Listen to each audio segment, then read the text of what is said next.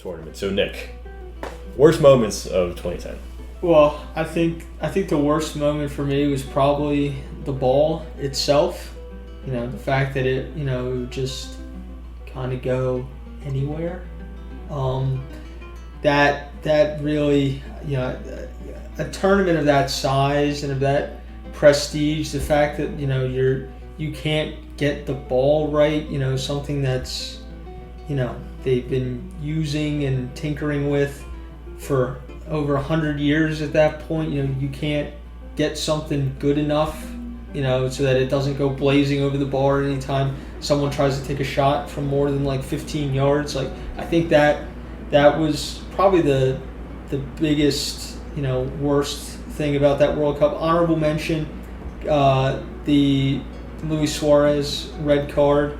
Not for him getting the red card, he totally deserved it, but the fact that, there was no poetic justice of Ghana converting, the fact that, the Ghanaian player, blasted the penalty a mile over the bar, that I think, because off that, Ghana, I don't know if Ghana would have gone on to win, but, they deserved, that, they earned that goal and they got robbed. So I think that goal would have won 2-1. That would have won it 2-1? Yeah, would have won it 2-1. So, and it was like literally the last minute of extra time. So they would have gone through to the semis. Yeah, yes, they totally got jobbed.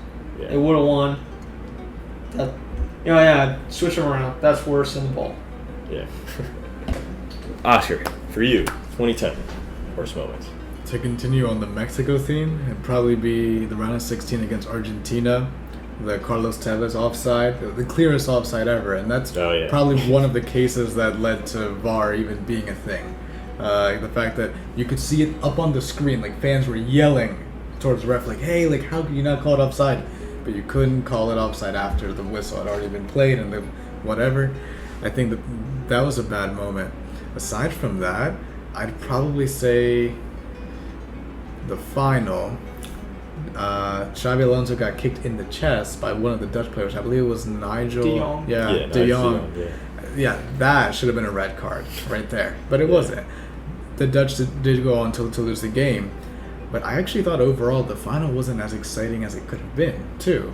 I think that was probably kind of a letdown. You mentioned how France could have been beat in the final in the most recent tournament, but that was a 6-goal thriller. This was a 1-0 goal.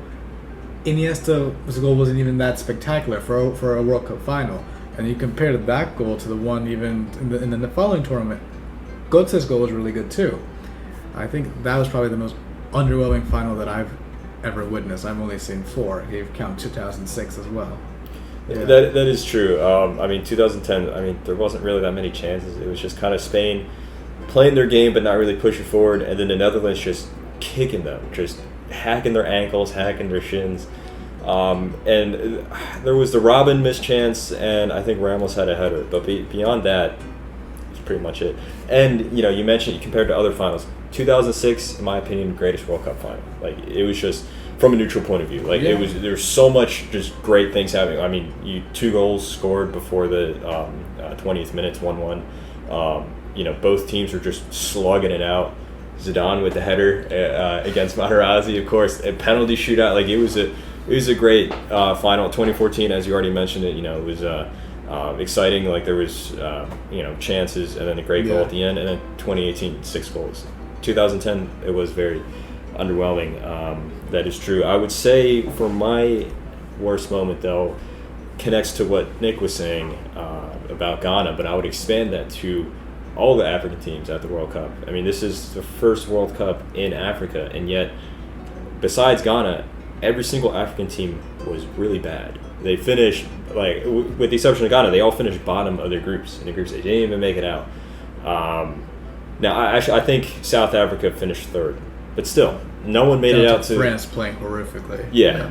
And then Ghana, even though they made it, they were this close to making it to the semifinals. They weren't that good up until that point. They scraped by in the group stage.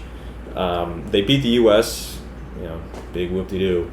And then they played really well against Uruguay, so I'll give them that. But it's not like it's not like Colombia in 2014 where they were just playing this beautiful, beautiful football and just destroying teams. This Ghana team was really just scraping by. But you look at Nigeria, like they were awful. They were really, really bad.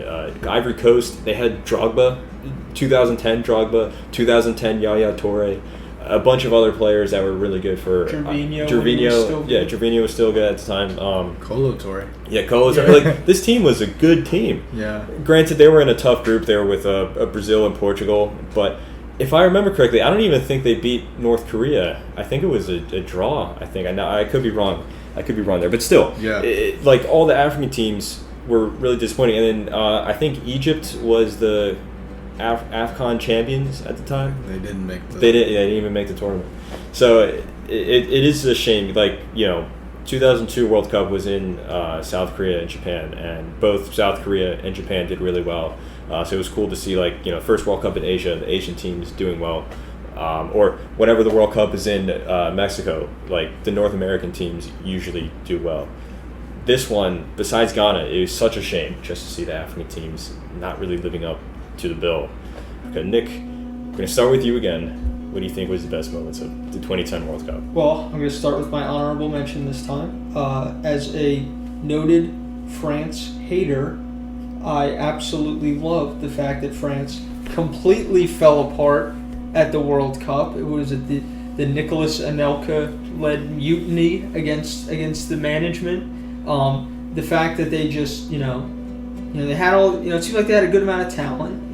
Nicolas Anelka was kind of, I think he was like the star of the team at that time. He was really turning around, and, they just did absolutely nothing, Or nothing good, at least. Yeah, nothing good, for them at that tournament, that they couldn't get out of the group stage. They just fell apart. And as someone who is as anti-France national team as you can get, that is something that put a real smile on my face. But the true best moment of the tournament is the Vuvuzela, and not necessarily because of what it brought to the tournament, but what it brought to the world. And one of my favorite memories of the Vuvuzela is when the Florida Marlins, the baseball team, decided to have Vuvuzela night at the ballpark, where each fan was given a free Vuvuzela.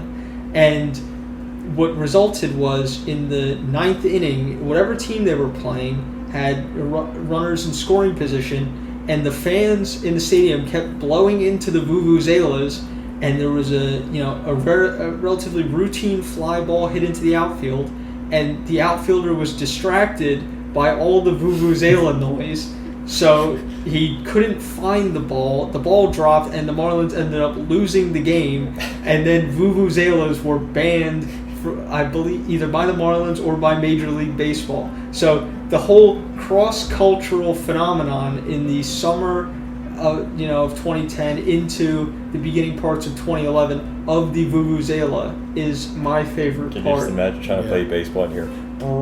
Yeah, you can't bring them into any sporting game in the U.S. now. No, in the highlights, it was just a constant hum of the Vuvuzelas. It sounds like bees, they're just buzzing. Great moment. Yeah. Let's see, best moments. Honorable mention first. Rob Green getting nutmegged in his goal, and it's probably the last time I think he ever played for England. The game versus Complete the U.S. fumble. Yeah, that was bad. But my absolute highlight was seeing Diego Maradona absolutely losing it. To be fair, just him coaching his own side was cool. Because he won the World Cup with Argentina. He's gonna coach them now. But for them to qualify to that tournament was a struggle. I think on the way they lost to Ecuador 6-1. Bolivia. Yeah. Oh, Bolivia 6-1. It was a rocky road to get there. Yeah. But then I remember specifically it was the game versus Mexico. Absolutely losing his mind on the side of the field. He looked like he was on substances on the side of the Maradona, field. so yeah. No, but I think it was a wholesome moment, but it was a funny moment too to see the legend coaching his own national side. Yeah. I'm glad you mentioned that, because for me, that's my honorable mention, because I love Maradona. Yeah, he's a wonderful guy, but he's just so yeah, rest in peace. He's so interesting to watch, no matter what he's doing or where he is. And as coach of the Argentina team, like, if you ever saw like videos of his training regiments, they would do these like crazy like drills that don't make any sense. His team selection made absolutely no sense. I don't remember his name, but there was a guy that played for a German team. I think he played for like Hoffenheim or something like that. He had not played for Argentina for like 4 years. He had no chance of getting into the squad, so much so that he bought tickets as a fan for he and his family to go to South Africa.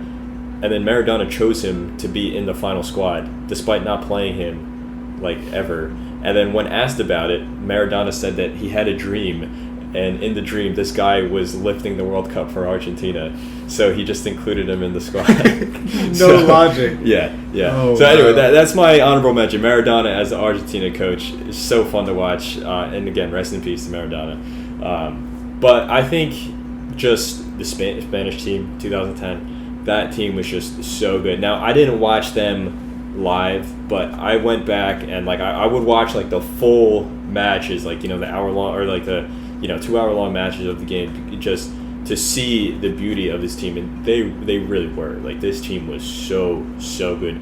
They only scored one goal to win a game because they only needed to score one goal. They would just score one and then just batten down the hatches, and not in like a park the bus kind of way. They would just hold on to the ball. You can't score if you don't have the ball, so they would hold on to it, pinging around back and forth. I mean, prime Xavi, prime Iniesta, David Villa, like peak of his career, Casillas, Ramos, Piqué. That team was just insane. I would argue that besides the obvious, like, say, 1970 Brazil or maybe like 1966 England or something like that, I would argue that you could argue that like this 2010 Spain, you know, possibly the best World Cup team of all time. So that. Zidane!